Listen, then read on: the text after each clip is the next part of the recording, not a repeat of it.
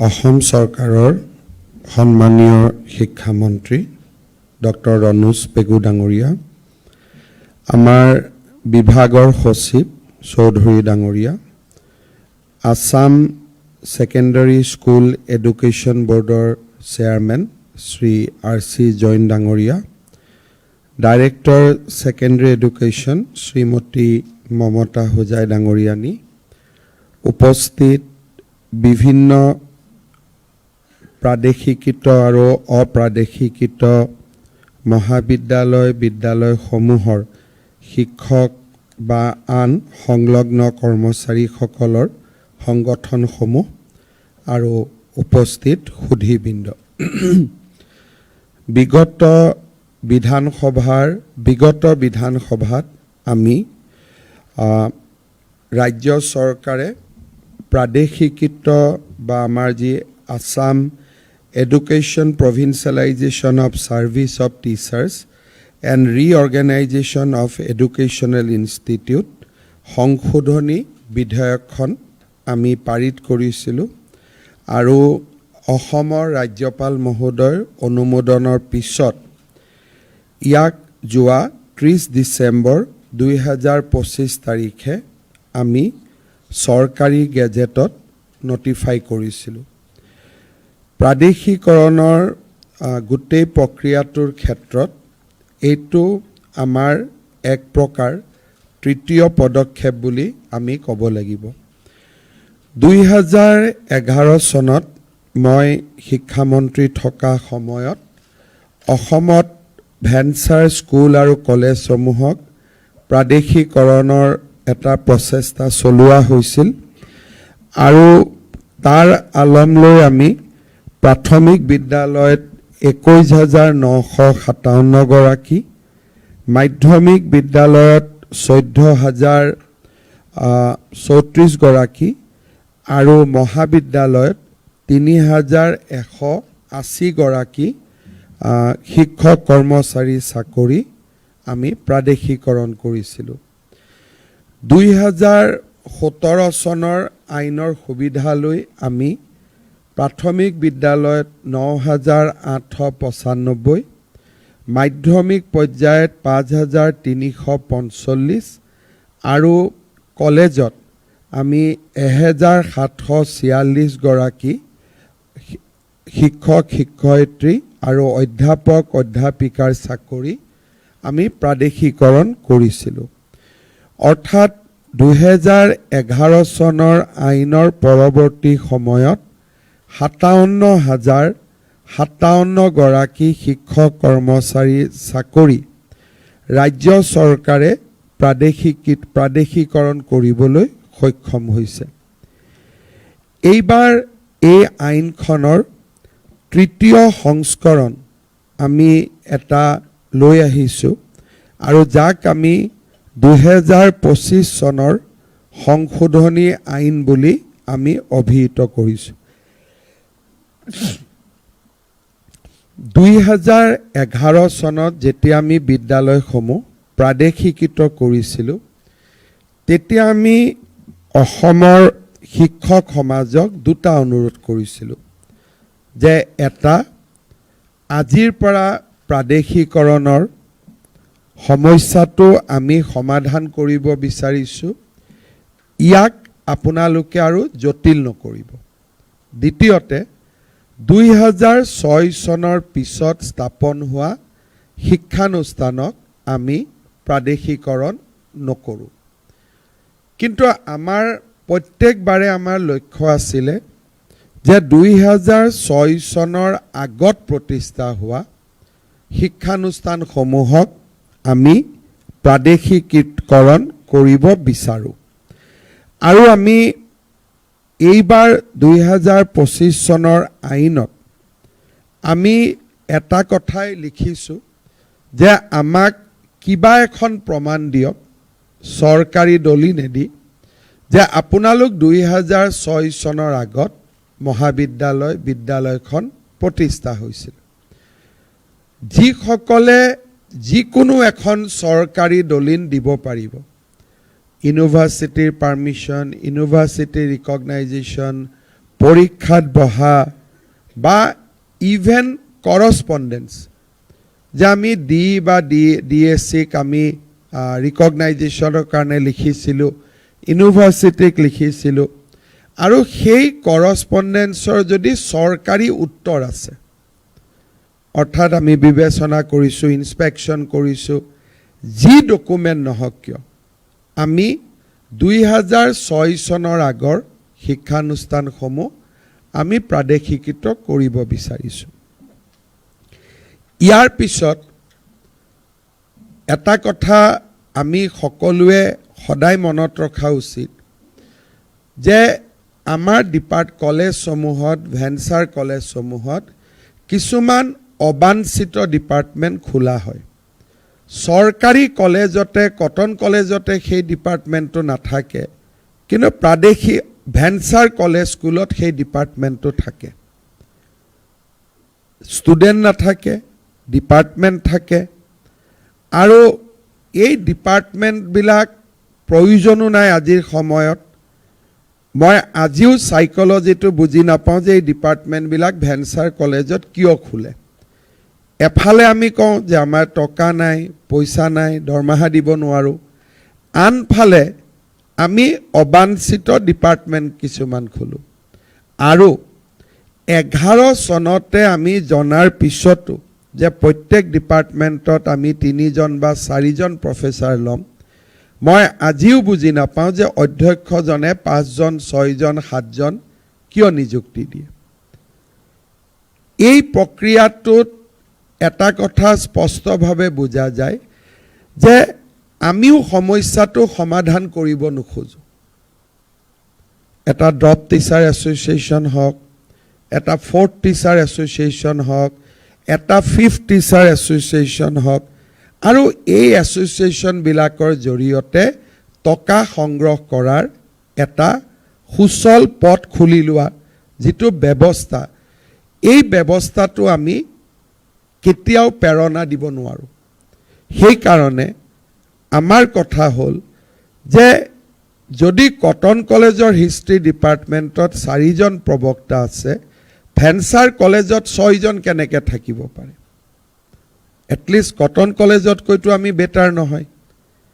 এই কথাখিনি আজি যিহেতু ইয়াত এছ'চিয়েশ্যনৰ মানুহসকল আছে, এই কথাটো আপোনালোকে মনত ৰাখিব, কাৰণ আজিকালি সৰু ল'ৰাইও সকলো কথা বুজি পোৱা হৈছে যে এওঁ কি কৰিছে, এওঁ কিয় আহিছে, এওঁৰ উদ্দেশ্য কি, চেলফিখন উঠি ক'ত আপলোড কৰিব খুজিছে, তাৰ দ্বাৰা তেওঁ কি ডিমাণ্ড জেনেৰেট কৰিব খুজিছে, এই কথাবিলাক আজিকালি সৰু সৰু ল'ৰাইও বুজি পায়। আগৰ সমাজ নাই, কাৰণ আজিকালি ফেচবুক আছে, মিডিয়াম আছে। মুখ্যমন্ত্ৰী, মন্ত্ৰী কাম হওক নহওক ফটো এখন উঠিব লাগে, তাৰ মিনিংটো কি? কাম হওক নহওক ডিএছচি, ডিইৰ পৰা কাগজ এখন ওলাব লাগে। তাৰমানে আমি ক'ব নোৱাৰাকৈ প্ৰাদেশিকৃত মহাবিদ্যালয়ৰ শিক্ষক শিক্ষয়িত্ৰীসকলক আমিও শোষণ কৰোঁ। গুৱাহাটীত আহিবলৈ 200 টকা, অমুকত যাবৰ কাৰণে 500 টকা, এডুকেশ্যন মিনিষ্টাৰৰ PS-ক দিবৰ কাৰণে 1000 টকা, ডিএছচিক দিবৰ কাৰণে 2000 টকা। এই যিবিলাক পৰম্পৰা আছে, এই পৰম্পৰাবিলাক আমি শেষ কৰিলে এই সমস্যাবিলাক কেতিয়াবাই নোহোৱা হৈ যায়। যোৱাকালি মই শিক্ষামন্ত্ৰীক কৈছোঁ, 2010 চনৰ 11 চনৰ আইনত জল পটকৈ লিখা আছে যে 2010ৰ পিছত আৰু কোনো নিযুক্তি হ'ব নোৱাৰে। শিক্ষামন্ত্ৰী ডাঙৰীয়াই কৈছে এওঁলোকেতো 2020তো দিছে। তাৰ মিনিংটো কি? যে তাৰ মিনিংটো হ'ল যে আপোনালোকে কৰবাত নহয় কৰবাত সমস্যাটো সমাধান কৰিব নোখোজে। সচলত মাতিলোঁ, অমুকত মাতিলোঁ, তমুকত মাতিলোঁ। 1.5 লাখ চৰকাৰী চাকৰি আছে, অহাবাৰ আৰু 2 লাখ ওলাব। যি ল'ৰাই চাকৰি পাব ভেঞ্চাৰ স্কুল কলেজৰ থ্ৰুদি চাকৰি পাব নালাগে। অহাবাৰ আমি হিচাপ কৰিছোঁ, টোটেল আমাৰ গভৰ্ণমেণ্টৰ দিনত যাৰে চৰকাৰ হয় যেনেকৈ হওক, শিক্ষক আৰু প্ৰফেচাৰৰ চাকৰি আমি 75,000 মুকলি কৰি দিব পাৰিম। তাৰ মানে কি যে যোনে UGC কোৱালিফিকেশ্যন আছে, যোনে পঢ়া শুনা কৰিছে, তেওঁলোকে চাকৰি নিয়মমতেই পাব। আপোনালোকে আকৰ্ষণ কৰি তেওঁলোকক ভেঞ্চাৰ স্কুলৰ শিক্ষক বুলি ষ্টাম্প এটা মাৰি দিয়াৰ কোনো প্ৰয়োজন নাই। ল'ৰা শুনা পঢ়িছে, চোকা কৰিছে, তেওঁলোকে নিশ্চিতভাৱে চৰকাৰী চাকৰি পাব। চৰকাৰী চাকৰি নাপালেও অসমত যি উদ্যোগীকৰণৰ ধুমুহা আহিছে, শিক্ষক নহ'লেও মই আন ভাল চাকৰি এটা পাম। আমি আইনৰ বিৰুদ্ধে কিয় যাওঁ? এতিয়া আপোনালোকে মোক কৈ আছে, ছাৰ 12টো খুলি দিয়ক, 13টো খুলি দিয়ক।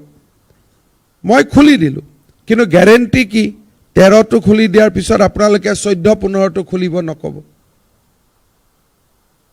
যদি মই 25ও খুলি দিওঁ, আপোনালোকে অহাকালি 26-27 কৰি ল'ব। আমি অসমত সমস্যাসমূহ সমাধান কৰিব লাগে, তাক আমি বঢ়াব নালাগে। তাৰপিছত আপোনালোকে ক'ব, ছাৰ ইলেকশ্যনৰ আগত কৰি দিয়ক। আপোনালোকৰ ইলেকশ্যনৰ লগত কি সম্পৰ্ক? তাৰমানে আপোনালোকে ধৰি লৈ ইটো হাৰিবই, হাৰাৰ আগতে আমাৰ কামটো কৰি থৈ যাওক। অহাবাৰ অনুজ পেগুটো শিক্ষামন্ত্ৰী নাথাকেই, গতিকে তেওঁক বলিটো ইলেকশ্যনৰ আগতেই দি দিওঁ। এইবিলাক আমাৰ নতুন অসমৰ কথা নহয়।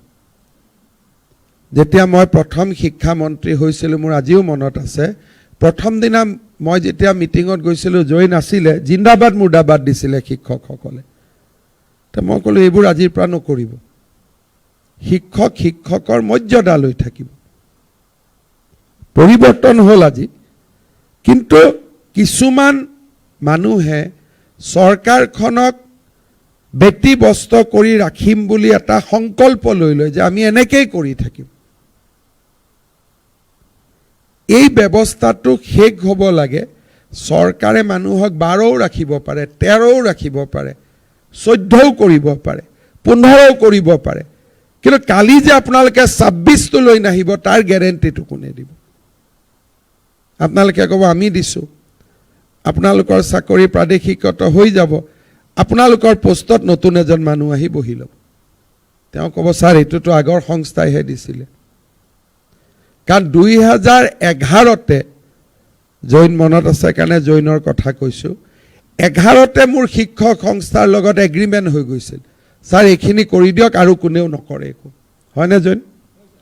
তেতিয়া দিগন্ত আছিলে ৰঙিয়াৰ, ইয়াতে নামাজ পঢ়িছিলে, আন্দোলন কৰিছিলে জনতা ছেক্ৰেটেৰিয়েটৰ সন্মুখত। তেতিয়াই মোৰ লিখা পঢ়া হৈ গৈছিলে যে ছাৰ এই 40,000 কৰি দিয়ক আৰু কোনো আন্দোলন নহ'ব। তাৰপিছত কি হ'ল, ছেক্ৰেটেৰীজন ঢুকালে, প্ৰেছিডেণ্টজন বদলিলে, তেওঁ ক'লে ছাৰ আমিতো গম নাপাওঁ, তেওঁ নিজৰ কামটো কৰি ল'লে।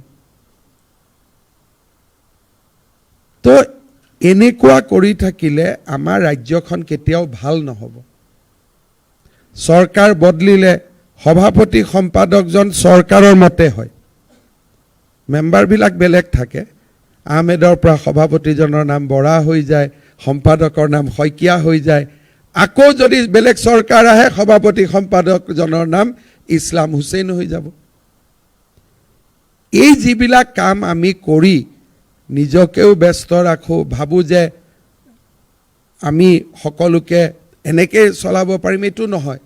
কাৰণ এতিয়া AI আহিলে, মানুহে ছেটেলাইটতে চাই থাকিব পাৰে যে আপোনালোকে ক্লাছত আছে নে নাই। ইমানবিলাক সুবিধা নতুন নতুন আহি থাকিলে, সেইকাৰণে মই প্ৰত্যেক দিনাই কওঁ ভেঞ্চাৰ স্কুলবিলাক, কলেজবিলাক সমস্যা হ'ব নালাগে। চৰকাৰৰ কাৰণে ই এটা সম্পদ হ'ব লাগে যে ছাৰ এইখিনি কাম কৰি দিয়ক, আমি আৰু আপোনালোকক কেতিয়াও দিগদাৰি নকৰোঁ। এইটো কেতিয়া হ'ব? যেতিয়া অধ্যক্ষ আৰু গভৰ্ণিং বডিৰ প্ৰেছিডেণ্টৰ ভেঞ্চাৰ কলেজতো নিযুক্তি দিয়াৰ পাৱাৰটো নোহোৱা হ'ব। নহ'লে গাঁৱত পাছ কৰা যি ল'ৰা ছোৱালীয়ে কম্পিটিশ্যন কৰিও চাকৰি পাব পাৰে, তেওঁলোকক আকৰ্ষণ কৰি লৈ আহে যে ইয়াতে কৰ, আমি কৰিম নহয়। ৰণোজ পেগুৱে কৈছে প্ৰাদেশিকৰণ হ'ব। আৰু সেইকাৰণে আজিকালি মই ভেঞ্চাৰ স্কুলৰ আন্দোলনত কলেজৰ আন্দোলনত ভিডিঅ'টো চাই থাকোঁ ডেকা ল'ৰা ছোৱালী দেখোঁ কিন্তু 10 চনৰ পিছততো নিযুক্তি হ'বই নালাগিছিলে 3খন আইনত এইটো কথা লিখা আছে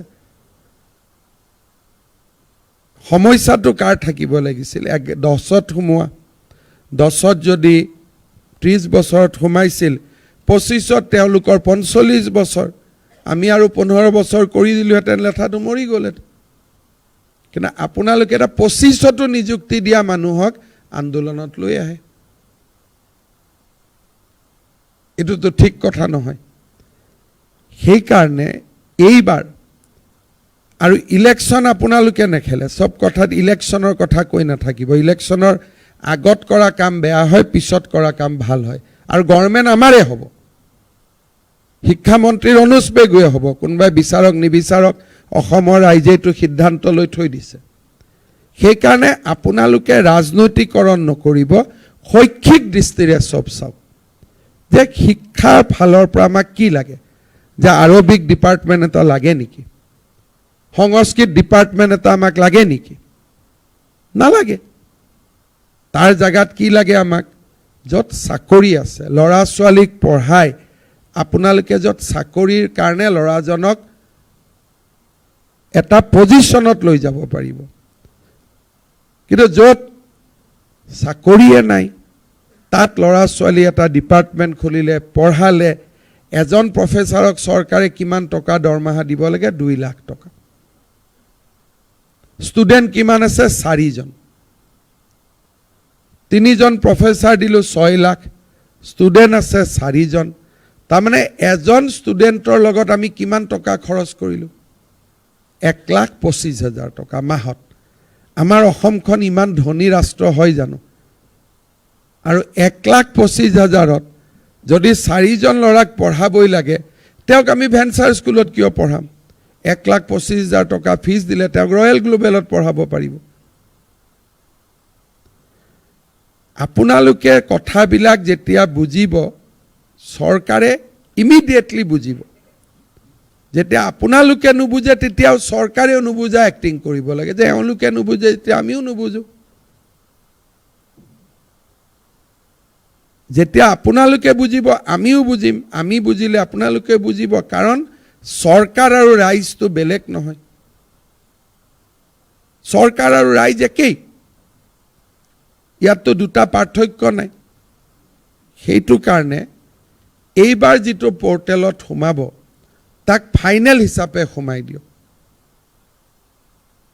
যে ইয়াৰ পিছত আৰু আমাৰ কোনো বাকি নাই আমি পৰ্টেলত সোমাইছো ঠিক আছে 6 চনৰ আগত কলেজ বলে স্যাৰ 10ৰ পিছতো অলপ 11-12ত শিক্ষক সোমালে আমি পৰ্টেলত সুবিধা দিছো আপোনালোকে ফিল আপ কৰক কোনো আপত্তি নাই আমি চাই লওঁ 11ত নো আপোনালোকে কাক ললে 12ত নো কাক ললে 13ত নো কাক ললে 14ত নো কাক ললে 15ত নো কাক ললে আপোনালোকে সোমাওক আমি চাই লওঁ কি আছে কি নাই আমি গোটেইখিনি ডেটা এইবাৰ আমি ক্যাপচাৰ কৰিম আৰু ইয়াৰ পিছত আৰু নতুন যাতে আমি আৰু এটা কাহিনী আৰম্ভ কৰিব নোৱাৰো পৰ্টেলটোত কিবা অসুবিধা হ'ব শিক্ষামন্ত্ৰীৰ লগত কথা পাতিব বলে এটো সোমাব পৰা নাই এটো দিব পৰা নাই আৰু আমি বহুত ফ্লেক্সিবল হৈ আছো যে 6ৰ আগৰ যিকোনো এখন প্ৰমাণ দিয়ক কনকাৰেন্স নালাগে পাৰমিশন নালাগে মাটিৰ কাগজখিনি হলেও হল বলে 6ৰ আগত আপোনালোকৰ তাতে কোনোবা এজন ইনস্পেকশনত আহিছিল তাৰো পুৰণা ফটোখনে ৰিপৰ্টখনে দি দিয়ক হেতু আমি চাই লম ইমানখিনি ফ্লেক্সিবল কোনেও হ'ব নোৱাৰে আমি এক্সট্ৰিম ফ্লেক্সিবল হৈছো যে আপোনালোকে 6ৰ আগৰ প্ৰমাণ দিয়ক কিন্তু স্যাৰ 7ত হৈছিল 8ত হৈছিল সেই কথাটো নহব 6ৰ আগৰ যিকোনো প্ৰমাণ দিয়ক আৰু 10ৰ পিছতো যদি কোনোবা শিক্ষক কৰ্মচাৰী অধ্যাপক অধ্যাপিকা আপোনালোকে নিযুক্তি কৰিছে আপোনালোকে এপ্লাই কৰক তেওঁলোকৰ আমি মেট্ৰিকৰ চাৰ্টিফিকেট তেওঁলোকৰ আমি ডিগ্ৰী চাৰ্টিফিকেট বা তেওঁলোকৰ বেকগ্ৰাউণ্ডটো আমি নিজৰ মতে আমি চেক কৰি ল'ব পাৰিম যে আচলতে তেওঁলোক 11 12 13ত আহিছে নে আজি প্ৰাদেশিকৰণ হ'ব বুলি এবছৰ আগতে আমি সোমোৱাই লৈছোঁ জেনুইন মানুহখিনি বিপদ হ'ব নালাগে কিন্তু জেনুইন মানুহখিনিৰ নামত ইনজেনুইন মানুহখিনি সোমাব নালাগে সেইকাৰণে আপোনালোকে ইয়াতে গোটেইখিনি ডাটা লৈ আপোনালোকে আবেদন কৰক যি আছে পৰ্টেলত আপোনালোকে লিখক আমি লাহে লাহে বহি আমি এই সমস্যাটো ওয়ান্স ফৰ অল আমি সমাধান কৰি দিব খুজিছোঁ যাতে এই সমস্যাটোৱে অসমখনক সদায় কষ্ট দি নাথাকে আৰু মই আশা কৰোঁ যে আপোনালোকে কথাখিনি বুজিব খুব ধুনীয়াকৈ নিজৰ কথাখিনি লিখিব আৰু এই কথাবিলাক আপোনালোকে লিখা তথ্যখিনি আমি পৰীক্ষা কৰি যোন সঁচা অৰ্থত প্ৰাদেশিকৃত হ'ব লাগে তাক আমি প্ৰাদেশিকৰণৰ ব্যৱস্থা কৰিম আৰু আপোনালোকে আপোনালোকৰ এছ'চিয়েশ্যনৰ মেম্বাৰ সকলোকো ক'ব ঘৰত বহি এইটো আপলোড কৰিব পাৰিব দিছপুৰত অহা যোৱা কৰি থাকিব নালাগে মিটিঙত গ'লে কোনো মেমৰেণ্ডাম দিয়াৰ প্ৰয়োজন নাই আমি আপোনালোকে কথা ক'ব পৰা আপোনালোকক আমি প্লেটফৰ্ম এটা কৰি দিছোঁ যি ক'ব লাগে ইয়াতে কওক যাতে আমি গোটেই পৰিৱেশটো এটা গম পাওঁ যোৱাকালি অজন্তা নেওগ ডাঙৰীয়ানীয়ে এটা যিটো তেওঁৰ বাজেট দিছে বহুত শিক্ষক শিক্ষয়িত্ৰী থাকিব কিবা বিভিন্ন কাৰণত তেওঁলোকৰ প্ৰাদেশিকৰণ নহয়গৈ হয় চাৰ্টিফিকেট নাই কোৱালিফিকেশ্যন নাই ষ্টুডেণ্ট নাই বিভিন্ন কাৰণে তেওঁলোক কেতিয়াও নাহিবগৈ আমি তেওঁলোকৰ কাৰণেও এবাৰ এটা নতুন স্কিম আনিছোঁ নামটো দিছোঁ গুৰু দক্ষিণা আমি তেওঁলোকক এটা ফাইনেন্সিয়েল পেকেজ দিম বোলে তেওঁ আছিলে কিন্তু তেওঁৰ কোনো কাগজ নাই কোনো প্ৰকাৰে তেওঁ আইনত সোমাব নোৱাৰে তেওঁলোককো আমি এইবাৰ ফাইনেন্সিয়েল ছাপৰ্ট এটা দি আমি তেওঁলোককো আমি ৰাস্তা এটা উলিয়াই দিব খুজিছোঁ যে আপোনালোকে আৰ্থিক অনুদান এটা লওক আৰু আপোনালোকে নিজৰ জীৱনটো নতুনকৈ আৰম্ভ কৰক যিকোনো প্ৰকাৰে আইনৰ ভিতৰত নাহে ৰিলেক্সেশ্যন দিলেও নাহে বোলে 11 দিলোঁ নাহে 12 দিলোঁ নাহে 13 দিলোঁ নাহে 14 দিলোঁ নাহে বোলে তেওঁলোকক থাৰ্ড পোষ্ট বোলে ঠিক আছে থাৰ্ড পোষ্ট দিলোঁ ফ'ৰ্থ দিলোঁ ফিফ্থ দিলোঁ তাৰ পিছতো 6 ওলালে চ' যিখিনি মানুহ কোনো প্ৰকাৰে আইনৰ ভিতৰত নাহে তেওঁলোকৰ কাৰণেও এইবাৰ আমি এটা স্কিম বাজেটত লিখিছোঁ যে গুৰু দক্ষিণা আমি তেওঁলোকক এটা ওৱান টাইম ফাইনেন্সিয়েল এছিষ্টেঞ্চ এটা দিম আৰু চৰকাৰৰ আন পদত এপ্লাই কৰিলে আমি তেওঁলোকক এটা প্ৰিফাৰেঞ্চিয়েল 5 নম্বৰ 4 নম্বৰ মাৰ্কিং এটাও দিম যাতে ল'ৰা ছোৱালীখিনি ওলাই আহি বেলেগ পদত আবেদন কৰিব পাৰে মই ভাবোঁ এনেকৈ আমি সকলোৱে লগ লাগি অকল চৰকাৰ নহয় চৰকাৰ ডিপাৰ্টমেণ্টৰ অফিচাৰখিনি শিক্ষক শিক্ষয়িত্ৰী আমি সকলোৱে মিলি এই ভেঞ্চাৰ স্কুলৰ সমস্যাটো চিৰ জীৱনৰ কাৰণে শেষ কৰিব লাগে 60,000 টিচাৰ এপইণ্টমেণ্ট হৈছে চৰকাৰে ইয়াতকৈ নোৱাৰে তথাপিতো আমি শেষ এটেম্প এটা লৈছোঁ যে যি আহে আহক এইবাৰ আমি ইয়াক চেছ কৰিম আৰু তাৰ পিছত আপোনালোকে আৰু এছ'চিয়েশ্যন কৰি নাথাকিব এইটোৱে আপোনালোকৰো সমস্যাৰ সৃষ্টি কৰে এইবাৰ এছ'চিয়েশ্যন প্ৰাদেশিকৰণ ভেঞ্চাৰ এই গোটেই শব্দকেইটা আমি বাদ দিব লাগিব যে আৰু এইকেইটা শব্দ অসমত নাই যি আছে এইবাৰে আমি চেছ কৰিম তাৰ পিছত কৰ্মচাৰী পৰিষদ আছে প্ৰাথমিক শিক্ষক সন্মিলনী আছে এইবিলাক কৰি থাকক যি কৰ্মচাৰীৰ এছ'চিয়েশ্যন আছে কিন্তু এখন পেজ ছপাই ল'লোঁ তাৰ পৰা কালেকশ্যন এইবিলাকৰ ৰাস্তাবিলাকো আৰু আমি বন্ধ কৰি দিব লাগে কাৰণ কোনো প্ৰেচিডেণ্ট ছেক্ৰেটাৰীটো নিজৰ খৰচত দিছপুৰত আহিবই নোৱাৰে আজিকালি অহা যোৱা কৰোঁতেই ধেমাজিৰ পৰা কিমান টকা লাগে দাদা অহা যোৱা কৰি হোটেলে 5,000 টকা লাগে ভেঞ্চাৰ স্কুলৰ শিক্ষকেতো দিব নোৱাৰে শিক্ষকজনতো কোনোবা এছ'চিয়েশ্যনৰে মেম্বাৰ তেওঁ আকৌ বেলেগৰ পৰা 50-100 লোৱা এই কাৰবাৰবিলাক আমি জীৱনৰ কাৰণে বন্ধ কৰি দিব লাগে আৰু ফাইনেলি এই সমস্যাটো এইবাৰ আমি সমাধান কৰিব লাগে মই ভাবোঁ যে আপোনালোকে কথাখিনি বুজি পাইছে আৰু পলিটিক্সৰ পৰা দূৰত থাকি কৰক স্যাৰ ইলেকশ্যনৰ আগতে কৰক অমুক আগত কৰক কোনো ৰাজনীতি কৰা মানুহক ইলেকশ্যনৰ আগত কৰা শব্দটো নক'ব কোনো ক্ষেত্ৰতে তেতিয়া মানুহজনে ৰাতি গৈ ভাবে তাৰমানে মই এবাৰ ইলেকশ্যনত হাৰিম হয়নে নহয় কথাটো বাপ পুতেক এটা যদি বাপেকৰ তাত গৈ বাবা তই মৰাৰ আগতে উইলখন লিখি দে বাপেকজনে কি ভাবিব যে ই বেটাই মোক মৰাৰ কাৰণে ৰখি আছে আপোনালোকৰো কিছুমানে যেতিয়া মোক লগ কৰে তেতিয়া মই মাজে মাজে ৰাতি আহি চিন্তা কৰোঁ হাৰিমে নেকি ইলেকশ্যনটো গতিকে এই শব্দবিলাক আছিল 11 চনৰ শব্দ এই শব্দবিলাক আছিল এসময়ত তেতিয়া ময়ো হাঁহিছিলোঁ সেইবিলাক আছিল 11-12 চনৰ শব্দ মাজে মাজে ৰনোজ দাই মোক এইবিলাক শব্দ কম বুলি এতিয়া শব্দ চলিয়ে আছে নেকি এতিয়াও এইবিলাক শব্দটো আৰু 2025ৰ শব্দ নহয় গতিকে একদম এই পোৰ্টেলটোৰ সুবিধা লৈ এইবাৰ একদম সমাধান কৰক যাৰ চাকৰি হ'ব চাকৰি যাৰ চাকৰি নহয় তাক এটা ফাইনেন্সিয়েল এছিষ্টেন্স দি আমি সদায় কাৰণে ইছ্যুটো শেষ কৰিব লাগে বুজি পাইছে সকলোৱে ডেফিনেটলি বহুত বহুত ধন্যবাদ ধন্যবাদ মহাশয়